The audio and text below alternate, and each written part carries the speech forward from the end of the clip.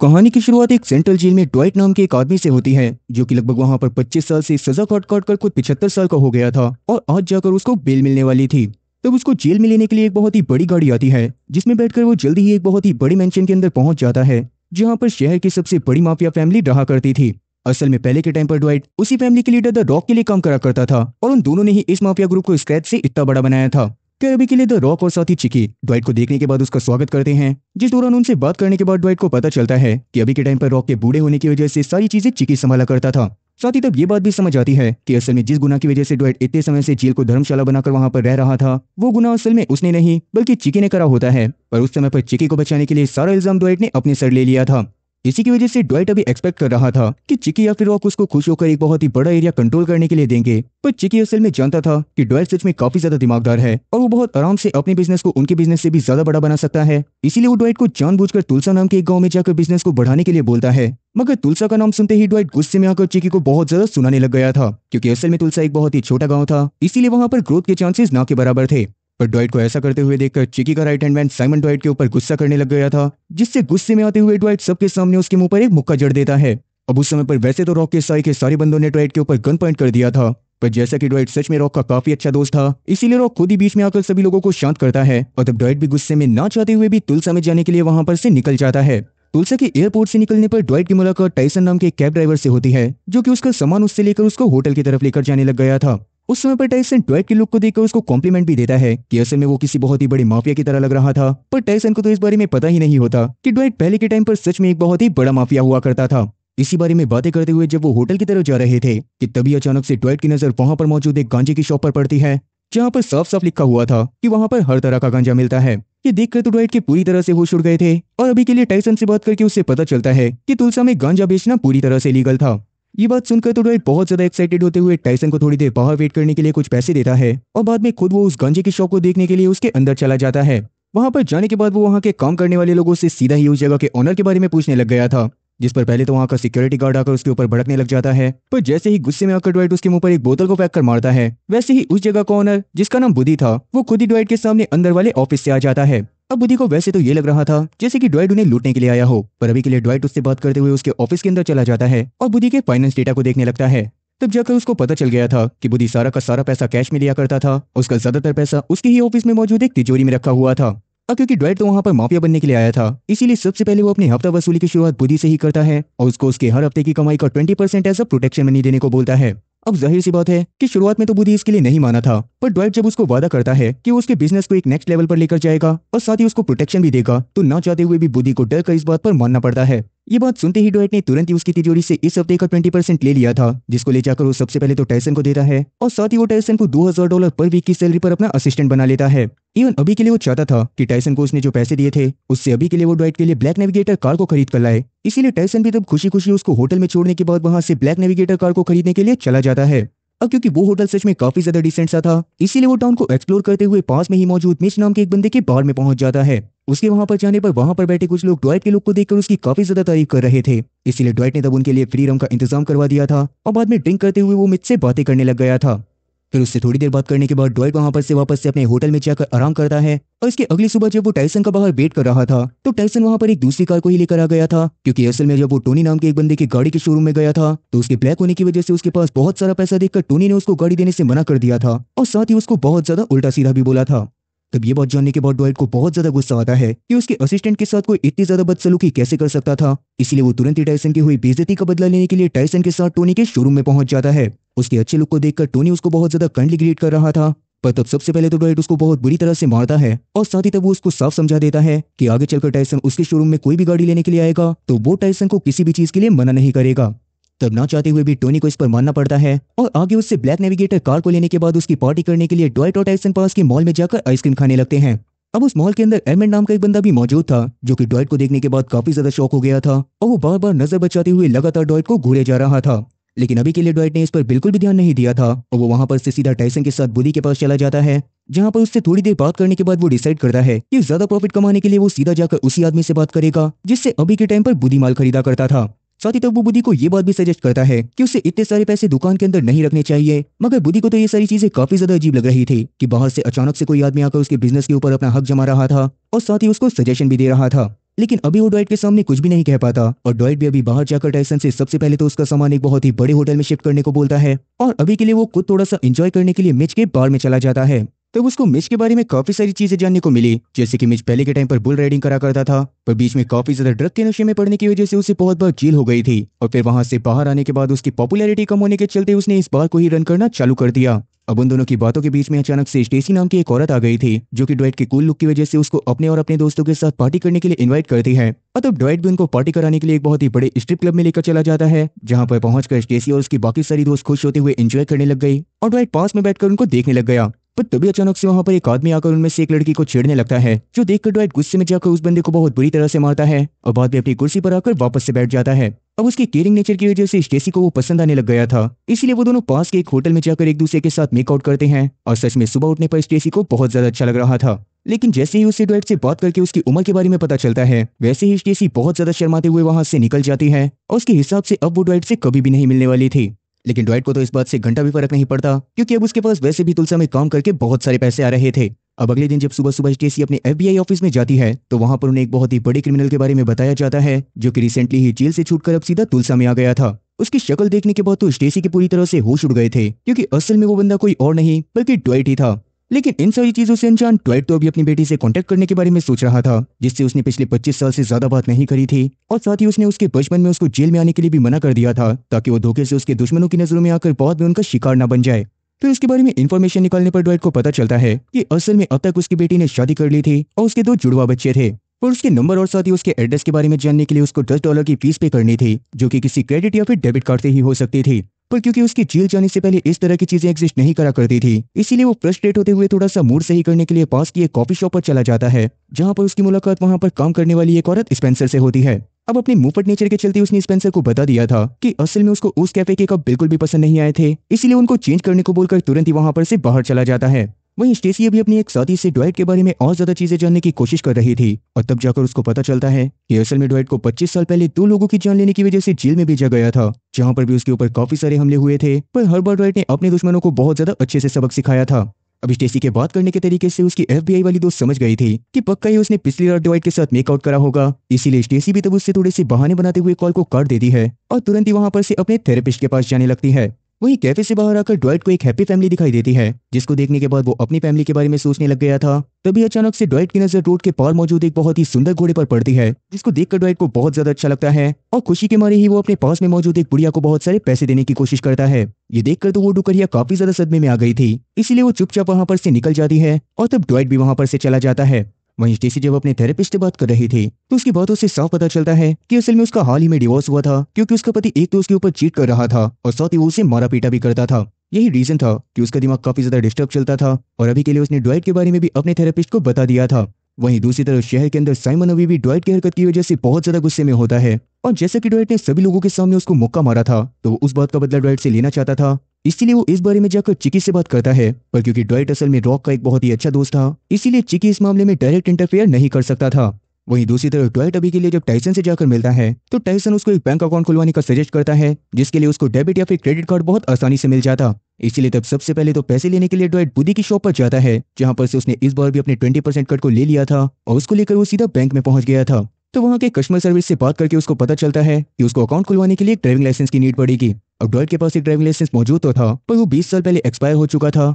और अब उसको बैंक में अकाउंट खुलवाने के लिए एक नए ड्राइविंग लाइसेंस की नीड थी। इसी बारे में बातें करते हुए तब डॉयट और साथी टाइसन वहां पर से निकल जाते हैं और डॉयट अगले दिन जाकर ड्राइविंग टेस्ट देने का डिसाइड करता है। वहीं अभी भी गांव में ही मौजूद एडमंड नाम का वो बंदा जिसने डॉयट को मॉल में देखा था, वो अभी भी डॉयट के गांव में आ जाने की वजह से काफी ज्यादा परेशान था और किसी वजह से वो डॉयट के ऊपर पूरी तरह से नजर भी बनाए हुए था। वहीं अगले दिन जब डॉयट का एक लर्निंग टेस्ट होता है, तो उस दौरान उसको कोई भी आंसर नहीं आ रहा था, इसीलिए वो उसके बगल वाले डेस्क पर बैठे एक बच्चे को धमकाकर उसके सारे आंसर्स को कॉपी करता है और बाद में अपनी लर्निंग लाइसेंस की स्लिप को कटवाने के लिए फोटो खिंचवाने लगता है। उस समय पर वो फोटो को इस तरह से खिंचवा रहा था जैसे कि उसकी क्रिमिनल आइडेंटिटी बनाई जा रही हो, लेकिन इस बात का रियलाइज होने पर वो तुरंत ही वहां से निकलकर रिसेप्शन पर बैठी औरत के पास चला जाता है, जहां पर से उसको उसकी लर्निंग मिल गई थी और उसके रियल वाले ड्राइविंग लाइसेंस का ड्राइविंग टेस्ट आज से 2 हफ्ते बाद होने वाला था। पर जैसा कि माफिया को वेट करना पसंद नहीं होता और साथ ही अभी के लिए तो डॉयट के पास काफी सारे पैसे भी थे, इसीलिए वो उस रिसेप्शनिस्ट को थोड़े से पैसे देकर उससे 2 दिन बाद की डेट को फिक्स करवा लेता है और अभी के लिए उसका जो काम 2 हफ्ते बाद होने वाला था वो सिर्फ 2 दिन के अंदर हो जाता। खैर अपनी लर्निंग लाइसेंस की मदद से उसने बहुत आराम से अपने क्रेडिट कार्ड को बनवा लिया था जिसको लेने के बाद वो बाहर आकर सबसे पहले तो चिकी को यहाँ पर चल रहे बिजनेस के बारे में बताता है, क्योंकि यहाँ पर बिजनेस करने के बावजूद भी उसे कुछ % हिस्सा चिकी को भी देना पड़ रहा था। और तब उसे चिकी से बात करके ये बात भी पता चल गई थी कि साइमन उसकी हरकत की वजह से अभी भी बहुत ज्यादा गुस्से में है, पर शायद $1 लाख लेने के बाद उसका गुस्सा शांत हो जाएगा। तब ड्वाइट भी उसको $1 लाख देने के लिए मान गया था और इसके बाद वो वहां पर से सीधा अपने होटल में चला जाता है। पर तभी अचानक से वहां पर स्टेसी आ गई थी, जिससे बात करने के बाद ड्वाइट को यह बात पता चल जाती है कि स्टेसी असल में एक FBI ऑफिसर है। पर ड्वाइट के हिसाब से वो उस जगह पर कोई इलीगल काम करने के लिए नहीं आया था, इसीलिए स्टेसी या फिर उसके डिपार्टमेंट को ड्वाइट की तरफ से कोई भी परेशानी नहीं होने वाली थी। मगर उसके बावजूद भी स्टेसी उसको वार्न करते हुए जाती है कि अगर वहां पर उसने कोई क्राइम करने की कोशिश करी भी तब भी स्टेसी किसी भी हालत में उसकी कोई भी मदद नहीं कर पाएगी। और वैसे अभी के टाइम पर ड्वाइट के साथ काम करके टायसन तो काफी ज्यादा खुश था, मगर उसके पिता इस बात से बिल्कुल भी खुश नहीं होते और उनके हिसाब से टायसन को पहले अपनी पढ़ाई पूरी करनी चाहिए थी। मगर अभी टायसन इस बात पर नहीं मानता और अपने घर के बाहर ही ड्वाइट की गाड़ी को धोने लग जाता है। और अब जैसे कि पहले के टाइम पर ड्वाइट ने बुदी के साथ मिलकर डिसाइड करा था कि वो उसके बिजनेस को बढ़ाने के लिए सीधा जिमी के पास जाकर अच्छे से डील करेगा, इसीलिए अगले दिन वो जिमी के खेतों के पास पहुंच भी जाता है, जहां पर जिमी के गांजे की खेती सच में काफी ज्यादा बड़ी थी और उसके पास बहुत सारा माल था। वहां पर जाने के बाद पहले तो खेतों में काम करने वाले एक बंदे से ड्वाइट की बहसबाजी हो जाती है, मगर उतने में ही वहां पर बुदी और साथ ही जिमी पहुंच गए थे, जो कि किसी तरह से ड्वाइट को शांत करवाते हुए अपने साथ जिमी के घर के अंदर ले जाते हैं। तो वहां पर नाश्ता करते हुए ड्वाइट जिमी को सीधा ऑफर दे देता है कि वो उसके माल को न्यूयॉर्क में भिजवाने में भी मदद करेगा, जिसके बदले में वो उससे हर महीने गांजे की 300 बोरी खरीदने वाला था, जिसमें तो वो शुरुआत की 10 बोरी के लिए हर बार की तरह $1200 पे करता, बाद की 10 बोरी के लिए $1100 और उसके बाद की 10 बोरी के लिए सिर्फ $1000। इवन इन बोरियों के अलावा वो बाकी 270 बोरियों का सिर्फ $750 देने वाला था। अब वैसे ये बात सुनने के बाद तो बुद्धि को लग रहा था कि शायद जिमी इस डील के लिए मना कर देगा, पर जिमी के पास सच में बहुत बड़े फार्म थे और इतने सारे गांजे को वो किसी और को बेच भी नहीं पाता था। यही सोचकर वो बहुत आराम से ड्वाइट की डील के लिए मान जाता है और साथ ही अब बुद्धि को काफी ज्यादा अच्छा लग रहा था, क्योंकि अब उसको गांजा बहुत ज्यादा सस्ता पड़ने वाला था और साथ ही ड्वाइट उसको हमेशा प्रोटेक्शन भी देता। तभी अचानक से ड्वाइट को हैंगओवर होने लगता है और तब जाकर जिमी उसको हंसते हुए बताता है कि आज के नाश्ते में भी उसने अपना नया वाला माल डाला था। ये बात सुनने के बाद ड्वाइट को काफी ज्यादा हंसी आने लग गई थी और अपने घर पर जाते हुए भी वो बहुत ज्यादा हंसे जा रहा था, क्योंकि जिमी का माल सच में काफी ज्यादा अच्छी क्वालिटी का था और ड्वाइट को जिमी का नेचर भी काफी ज्यादा पसंद आया था। वहीं अब तक एयरमैन को ये बात पता चल गई थी कि ड्वाइट कौन से होटल में रहता है और ये बात जानने के बाद वो बहुत ज्यादा गुस्से में आ गया था, लेकिन ड्वाइट को इस बारे में कोई भी अंदाजा नहीं होता और वो अपने क्रेडिट कार्ड की मदद से सबसे पहले तो अपनी बेटी के नंबर को निकालता है और तुरंत ही उसको डायल भी कर देता है। उस समय पर उसकी बेटी के फोन को उसके दामाद एमोरी ने उठाया था, जिसने ड्वाइट के नाम के बारे में सुनने के बाद तुरंत ही ड्वाइट की बेटी टीना को फोन पकड़ा दिया था। लेकिन ड्वाइट का नाम सुनते ही टीना को बहुत ज्यादा गुस्सा आ जाता है और वो ड्वाइट से आगे से फोन ना करने को बोलकर गुस्से में तुरंत ही फोन को काट देती है। टीना के इस बिहेवियर की वजह से ड्वाइट को सच में काफी ज्यादा बुरा लगा था, इसलिए वो परेशान होते हुए बाहर वॉक करने के लिए चला जाता है, जहाँ पर आसमान की तरफ देखते हुए वो इन सभी चीजों के लिए खुद को ब्लेम कर रहा था। फिर उसके अगले दिन स्टेसी और उसकी पूरी की पूरी टीम एक घर के बाहर गई हुई थी, जिसके अंदर एक बहुत ही खतरनाक क्रिमिनल बैठा हुआ था, मगर FBI टीम के काफी बार बुलाने पर भी वो डॉन नाम का बंदा अपने घर से बाहर नहीं आता। पर तभी अचानक से उसकी नजर वहां पर आ रहे एक कॉलिन नाम के बंदे के ऊपर पड़ती है, जो कि असल में रॉन का बॉस था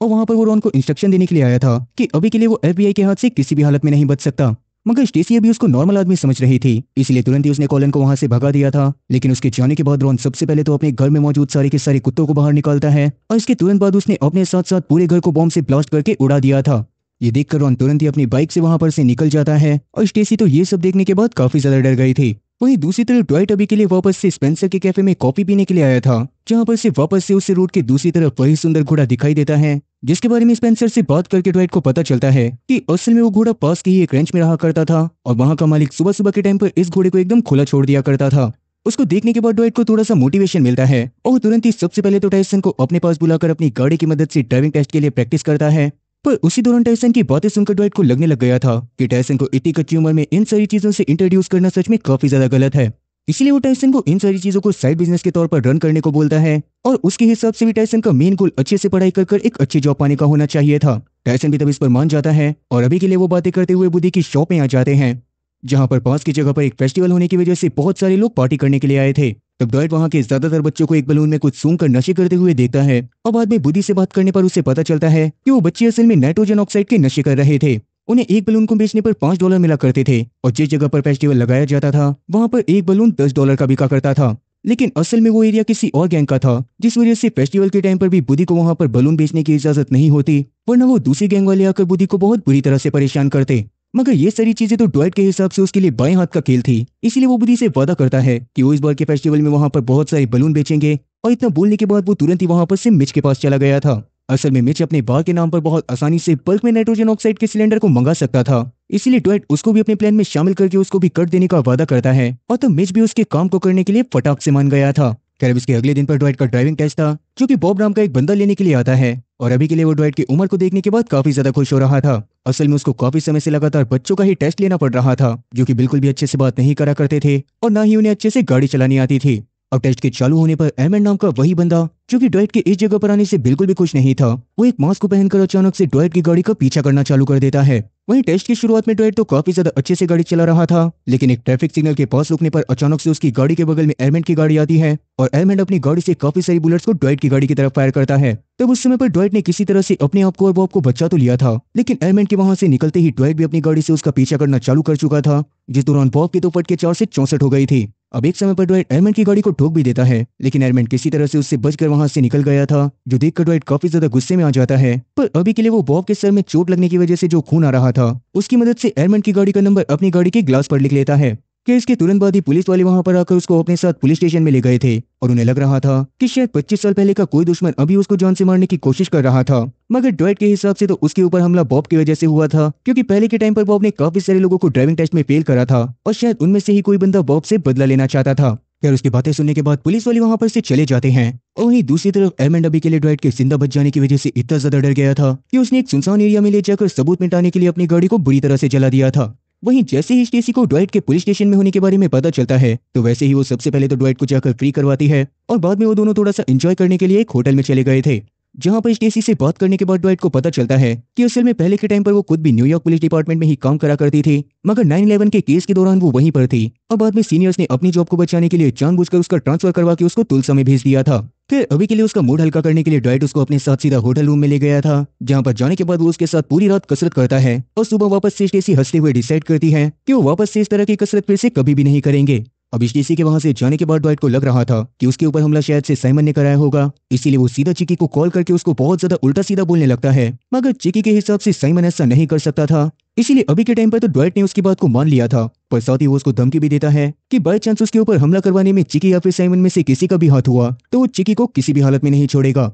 वहीं अपने ऑफिस में अचानक से स्टेसी को पता चलता है कि असल में उस दिन हुए धमाके के पहले कॉलिन नाम का जो बंदा उस जगह पर आया था, असल में वो ब्लैक एडम बाइकर गैंग का लीडर है और रॉन खुद भी उसी के लिए काम करा करता था। रॉन के ऊपर पहले से ही काफी सारे क्रिमिनल चार्जेस लगे हुए थे, पर अभी तक भी उसकी पहुंच की वजह से कोई उसको गिरफ्तार नहीं कर पाया था। लेकिन इस बार स्टेसी उसके लिए किसी भी हालत में ऐसे सबूत ढूंढने वाली थी ताकि कॉलिन कभी जेल से बाहर ही ना आ पाए। अब वैसे अभी के टाइम पर ड्वाइट को किसी भी हालत में उस गाड़ी वाले के बारे में जानना था, इसीलिए वो काफी सारे पैसे और साथ ही फूलों को लेकर सीधा बॉब के पास हॉस्पिटल में पहुंच जाता है, क्योंकि ड्वाइट के रफ ड्राइव करने की वजह से बॉब की काफी ज्यादा चोट आई थी। अब क्योंकि अब तक बॉब को ड्वाइट की सच्चाई के बारे में पता चल गया था, इसीलिए वो शुरुआत में तो ड्वाइट को देखकर काफी ज्यादा डरने लगता है, पर ड्वाइट तब उससे प्यार से बात करते हुए उसको बहुत सारे पैसे देता है, जिसके बदले में वो जल्दी से जल्दी बॉब की मदद से उस गाड़ी की लोकेशन के बारे में पता लगाना चाहता था, जिस गाड़ी में बैठकर उस बंदे ने ड्वाइट के ऊपर फायर करा था। तब ना चाहते हुए भी बॉब को उसके ये काम को करने के लिए भी मानना पड़ता है और इसीलिए ड्वाइट भी अब वहां पर से टाइसन के साथ सीधा एक कैफे में चला गया था, जहां पर सबसे पहले तो वो टाइसन को बहुत सारे पैसे देता है, क्योंकि उसके ऊपर ऑलरेडी एक बार हमला हो चुका था और ऐसे में वो टाइसन की जान को खतरे में नहीं डालना चाहता था।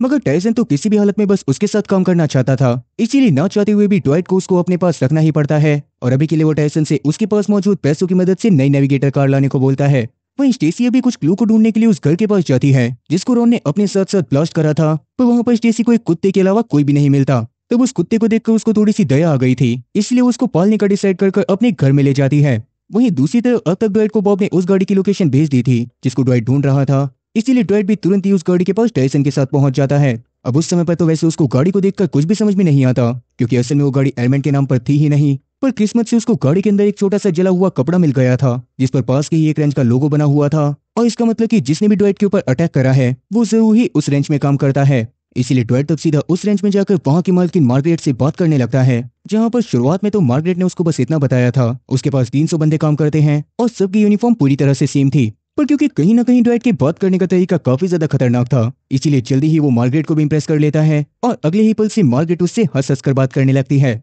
वहीं दूसरी तरफ टाइसन अपने घर में जाकर इस तरह से एक्टिंग करने लग गया था जैसे कि उसके हाथ में गन मौजूद हो और उसके पिता मार्क को उसकी ऐसी हालत देखकर बहुत ज्यादा बुरा लग रहा था। वहीं अब तक ड्वाइट को मार्गरेट से बात करके एडमंड के बारे में पता चल गया था कि असल में पहले के टाइम पर उसके पास ही उस तरह की कार हुआ करती थी, इसीलिए शाम के समय में ड्वाइट ट्रेंच के बाहर खड़ा होकर एडमंड के बाहर निकलने का वेट करने लगता है, जिस दौरान ही उसको स्टेसी का कॉल आया था, जो कि उसको अपने कुत्ते के बारे में बताते हुए उसके घर पर आने को बोलती है, पर उतने में ही आर्मिन ट्रेंच से बाहर निकल गया था, इसीलिए तुरंत ही ड्वाइट स्टेसी को सबसे पहले तो अपने बिजी होने के बारे में बताता है और बाद में एडमंड का पीछा करते हुए उसके घर के बाहर पहुंच जाता है। जहाँ पर जैसे ही वो देखता है कि एडमंड वहाँ पर अपनी पूरी की पूरी फैमिली के साथ रहा करता था, तो ड्वाइट को तो समझ ही नहीं आ रहा था कि आखिरकार इस तरह के फैमिली वाले इंसान ने उसके ऊपर हमला क्यों करा होगा। खैर अभी के लिए ड्वाइट कुछ भी नहीं करता और आर्मैंड अपनी नॉर्मल लाइफ को कंटिन्यू करता रहता है। अगले दिन भी वो टाइम पर अपने काम पर गया था, जहाँ पर से जब वो घर पर वापस आता है कि तभी अचानक से उसे अपने घर के गार्डन में अपने पड़ोसी के कुत्ते की पॉटी दिखाई देती है और उसके पड़ोसी का कुत्ता अक्सर उसके गार्डन में आकर ही फ्रेश हुआ करता था। अब वैसे तो एडमंड अपने पड़ोसी को बहुत कुछ बोलना चाहता था, पर कहीं ना कहीं वो बहुत ज्यादा डरपोक भी होता है, इसीलिए अभी के लिए वो कुछ भी ना कर अपनी गाड़ी के पास अपने सामान को लेने के लिए चला जाता है।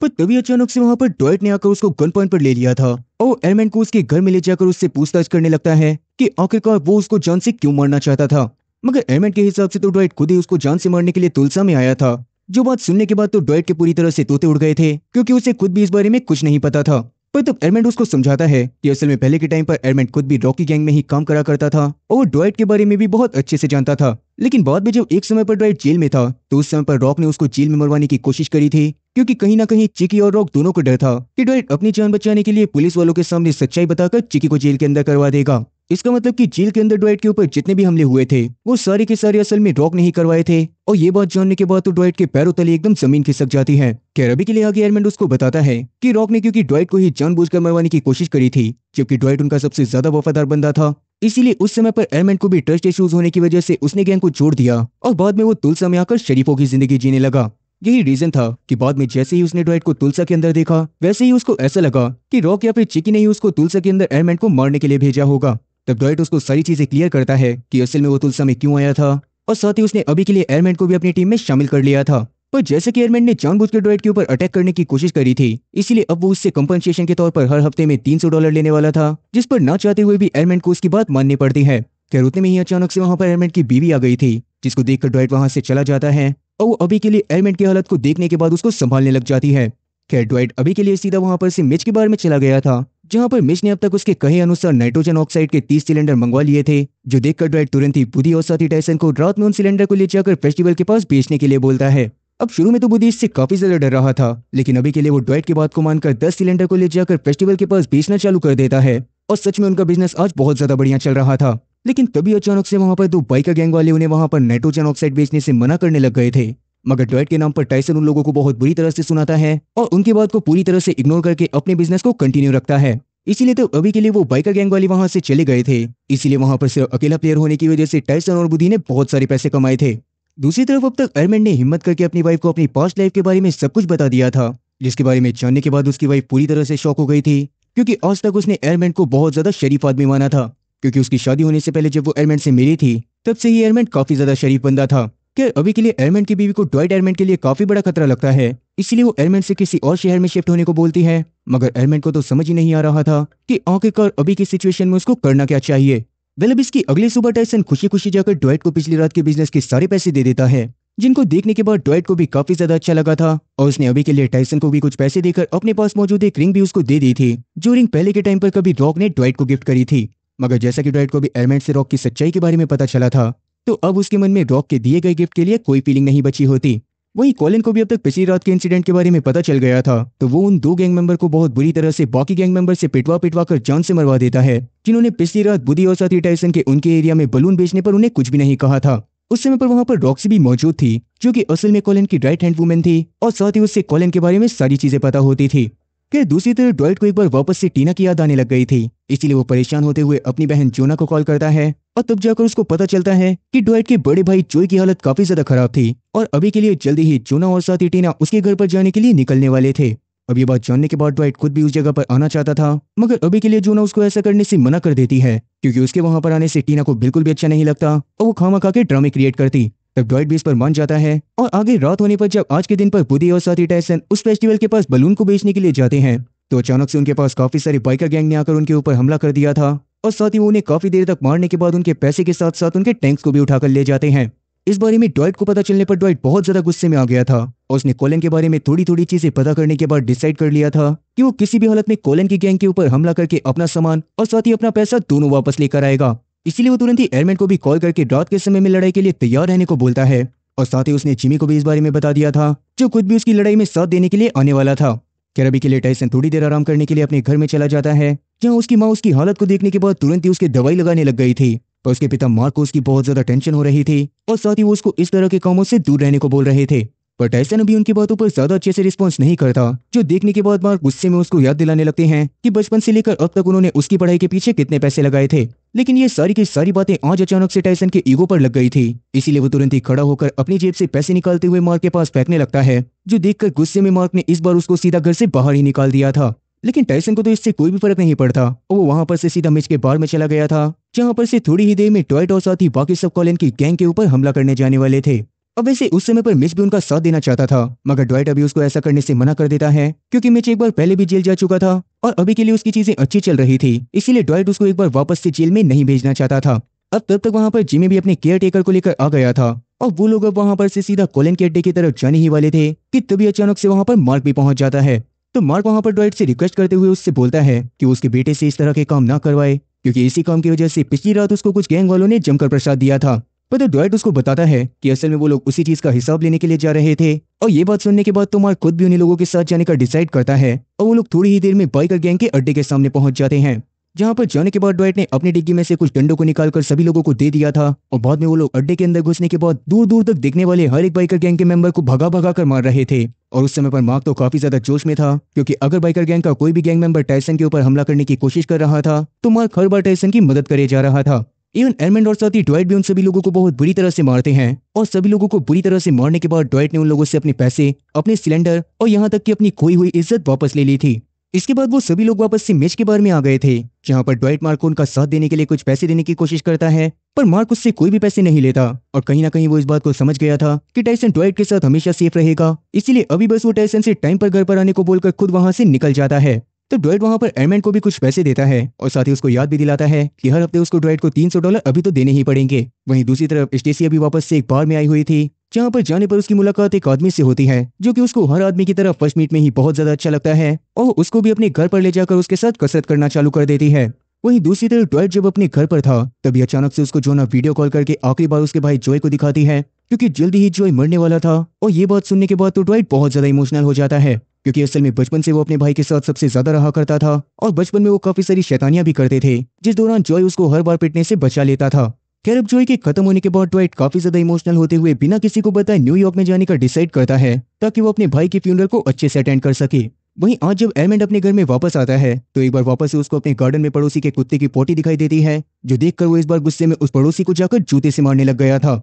ये सब उस समय पर उसकी वाइफ भी देख रही थी, जो कि एडमंड के इस रूप को देखने के बाद पूरी तरह से दंग रह जाती है, क्योंकि आज से उसने एडमंड को हमेशा बहुत ज्यादा शांति देखा था। तब एडमंड उसके पास आकर डिसाइड करता है कि वो इस शहर को छोड़कर कहीं पर भी नहीं जाएंगे और वो आगे से किसी से भी नहीं डरेगा। दूसरी तरफ ड्वाइट अभी जॉय के फ्यूनरल पर जाकर जोना से मिलकर काफी ज्यादा अच्छा फील करता है, पर वहां पर जब जब भी उसकी नजर टीना से मिल रही थी तो टीना की नजरों में उसको अपने लिए नफरत साफ दिखाई दे रही होती है, इसीलिए वो इस बारे में जाकर जोना से बाहर भी बात करता है। और तब जाकर टीना की फैमिली के बारे में उसको पता चलता है कि असल में टीना का पति अमोरी बहुत ज्यादा अच्छा इंसान था और उसका खुद का फाइनेंस का बिजनेस था। इवन टीना की भी एक बहुत ही बड़ी फ्लावर शॉप होती है और उस फ्लावर शॉप के साथ साथ वो अपने दोनों बच्चों को भी संभाला करती थी। ये सब बताने के बाद जोना बाकी का काम करने के लिए अंदर चली गई थी और तब ड्वाइट भी उसके पीछे पीछे अंदर चला जाता है। वहीं दूसरी तरफ अचानक से जैसे ही कॉलिन को अपने आदमियों के पिटने के बारे में पता चलता है तो वो तुरंत ही अपने एक आदमी को उनके जान पहचान वाले पुलिस ऑफिसर के पास भेजता है, जिनको हर हफ्ते वो बहुत सारा हफ्ता दिया करते थे। और क्योंकि अब पुलिस वालों के ऊपर भी कॉलिन का प्रेशर आ गया था, इसीलिए वो बिना किसी वारंट के जाकर सीधा टायसन को ड्वाइट की गाड़ी के साथ पकड़ लेते हैं,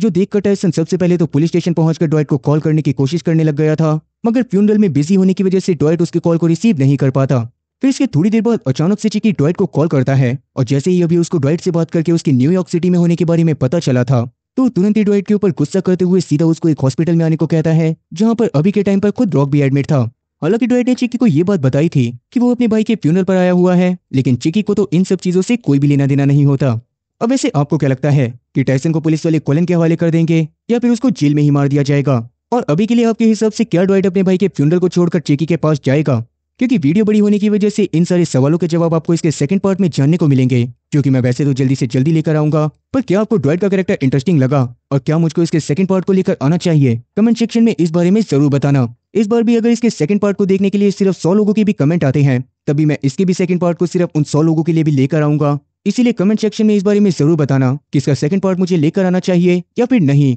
बाकी मेरी एक्सप्लेनेशन आपको कैसी लगती है और साथ ही आप लोग आगे कौन सी सीरीज देखना चाहते हो कमेंट सेक्शन में इस बारे में भी जरूर बताना। मुझे उम्मीद है कि आप लोगों को मेरी एक्सप्लेनेशन पसंद आई होगी। और अगर एक्सप्लेनेशन पसंद आई हो तो चैनल को सब्सक्राइब करना और बेल नोटिफिकेशन को ऑल पर सिलेक्ट करना और साथ ही वीडियो को भी लाइक करना। मैं ऐसी ही और मजेदार एक्सप्लेनेशन वीडियोस लेकर आता रहूंगा। क्या तब तक के लिए टाटा, गुड बाय।